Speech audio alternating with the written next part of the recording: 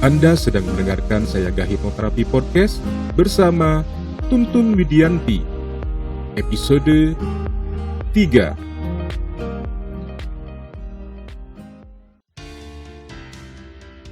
Selamat datang di serial audio podcast bersama Sayaga Hipnoterapi, institusi penyedia layanan hipnoterapi dan konseling profesional di Kota Bandung yang membantu penanganan berbagai masalah kesehatan, emosi dan perilaku yang mengganggu kualitas hidup.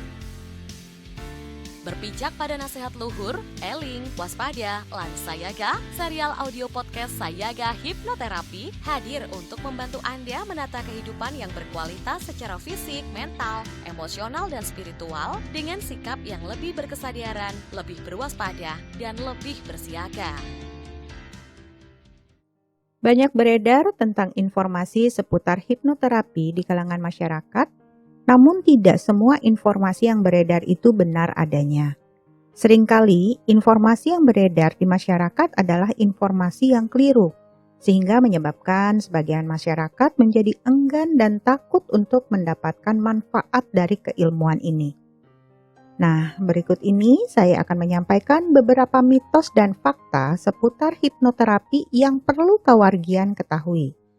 Yang pertama adalah hipnoterapi adalah salah satu penanganan yang menggunakan sihir, supranatural, atau bersifat mistis. Hal ini adalah mitos. Mengapa? Karena pada dasarnya, hipnosis adalah salah satu metode yang memiliki keilmuan secara logis. Yang beredar di masyarakat adalah hasil tontonan televisi yang sering menampilkan pertunjukan ajaib yang dilakukan oleh seorang juru hipnotis. Seringkali yang ditampilkan di televisi adalah perilaku atau perbuatan yang kelihatannya tidak masuk akal. Nah, pertunjukan yang ajaib ini seolah-olah tidak bisa dijelaskan dengan logika, di mana yang terhipnotis akan melakukan apapun yang diperintahkan dan seolah-olah ia tidak mengingatnya kembali saat ia sudah tidak terhipnotis lagi. Padahal hipnosis adalah perubahan gelombang otak dari beta ke alfa kemudian ke kondisi theta, di mana kondisi ini seseorang akan lebih fokus dan bukan malah sebaliknya menjadi tidak ingat apa-apa.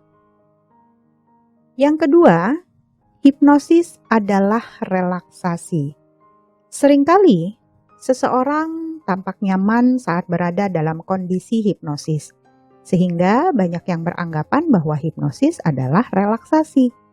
Hal ini tidaklah salah, karena faktanya hipnosis bukan hanya sekedar relaksasi. Orang yang rileks belum tentu ada dalam kondisi hipnosis, dan sebaliknya, orang yang terhipnosis belum juga tentu berada dalam kondisi relaksasi. Jadi, relaksasi hanya sebagian kecil tanda bahwa seseorang mengalami kondisi terhipnosis. Yang ketiga, hipnosis sama tidak dengan tidur. Nah, bisa saja para kawargian karena sering mendengar kata-kata jika misalnya di televisi ada kata yang mengatakan tidur lebih dalam lagi. Nah, di sini saat seseorang dihipnosis dalam acara televisi sehingga banyak masyarakat yang beranggapan bahwa hipnosis adalah kondisi tidur. Namun, orang yang sedang tidur tentu tidak dapat mendengar dan berbicara dengan si juru hipnosis kan? Jadi faktanya adalah kondisi hipnosis ini berbeda di antara kondisi sadar dan kondisi tidur. Seseorang tetap dapat mendengar, berbicara, dan bergerak saat berada dalam keadaan terhipnosis. Yang keempat, hipnosis bukan kondisi alamiah. Ini juga mitos karena faktanya jika kawargian pernah khusyuk, misalnya dalam berdoa atau nonton TV melihat tontonannya sedih menjadi menangis, ikut menangis atau tertawa saat baca novel, atau mungkin sulit menemukan barang padahal ada di depan mata, atau sangat fokus menonton sehingga saat dipanggil tidak merespon, Atau mungkin merasakan pedih saat mandi di bagian tubuh karena tergores, padahal sebelumnya ia tidak merasakan apa-apa. Nah, ini adalah kondisi hipnosis yang terjadi dalam diri kita. Yang kelima, hipnosis menyebabkan lupa ingatan. Nah, ini lagi-lagi kita seringkali mendapatkan informasi dari tontonan televisi. Seringkali masyarakat memiliki pemahaman jika terhipnosis akan lupa segalanya. Nah, hipnosis yang sering ditampilkan di televisi adalah permainan seseorang, misalnya lupa dengan angka, nama sendiri, tempat tinggal, atau lupa pada orang-orang di sekitarnya. Itu hanya gimmick. Faktanya, peristiwa lupa yang ditampilkan di televisi itu hanyalah bersifat sementara. Karena setelah pertunjukan selesai, ia akan kembali normal dengan sendirinya. Yang keenam, orang yang dihipnosis tidak dapat berbohong. Apakah para kawargian pernah melihat seseorang misalnya sedang curhat dalam kondisi dihipnosis? Biasanya ini dipertontonkan di televisi yang dilakukan oleh salah satu artis. Apa mereka benar-benar berkata jujur? Nah, faktanya orang yang dihipnosis masih dapat berbohong. Sama seperti saat ia tidak sedang terhipnosis. Jadi bayangkan saja jika ada seseorang yang bisa berkata jujur ketika dia dalam kondisi terhipnosis, tentu pihak KPK, kepolisian sudah terlebih dahulu menerapkannya untuk mengungkapkan kasus korupsi atau kasus kriminal.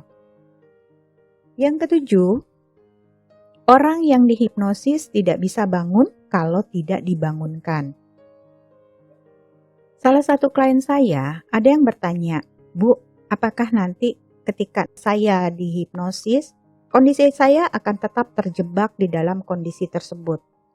Nah, tentu sangat disayangkan jika sebenarnya ia membutuhkan terapi, namun jika memiliki keyakinan yang salah tentang hipnosis, maka ia tidak akan mendapatkan manfaatnya. Jadi faktanya kondisi hipnosis adalah kondisi yang menyerupai tidur, tapi tidak sepenuhnya tidur. Seseorang bisa bangun sendiri kapanpun ia mau, walau tidak dibangunkan oleh si juru hipnosis. Yang kedelapan, orang yang dihipnosis kehilangan kesadaran dan kontrol atas dirinya. Hal ini juga adalah mitos. Karena hipnosis bukan obat tidur, bukan alkohol, bukan narkoba, dan juga bukan obat bius yang dapat menghilangkan kesadaran seseorang. Orang yang dihipnosis tentu sangat sadar. Ia menyadari semua hal yang ada di sekelilingnya, namun ia memilih untuk tetap fokus pada kata-kata yang disampaikan oleh si juru hipnosis saja.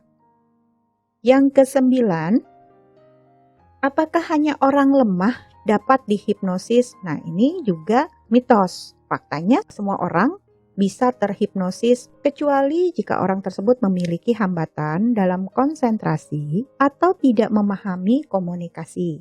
Ini berhubungan dengan tingkat pemahaman seseorang. Bahkan semakin tinggi tingkat intelektual seseorang, maka ia akan mudah dihipnosis.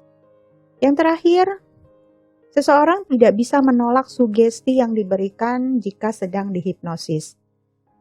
Faktanya, seseorang akan menerima sugesti yang masuk akal dan tidak bertentangan dengan nilai-nilai yang ada di dalam dirinya. Nah, para kawargian Sayaga, demikian seputar mitos dan fakta tentang hipnoterapi. Semoga bermanfaat.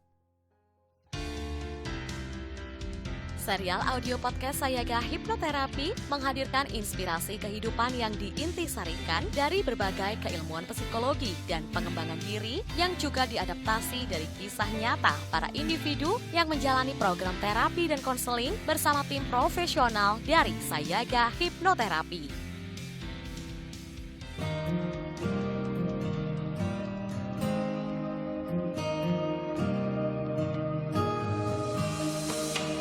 Dapatkan lebih banyak inspirasi menarik lainnya dengan ikuti Instagram @sayagahipnoterapi Bandung dan podcast channel Sayaga Hipnoterapi. Kunjungi juga website www.hipnoterapibandung.com untuk temukan lebih banyak informasi menarik lainnya, termasuk untuk memesan layanan hipnoterapi dan konseling bersama para tim profesional dari Sayaga Hipnoterapi Bandung untuk membantu Anda menangani berbagai masalah kesehatan, emosi, dan perilaku yang mengganggu kualitas hidup. Mari menjalankan kehidupan yang eling, waspada, lan sayaga.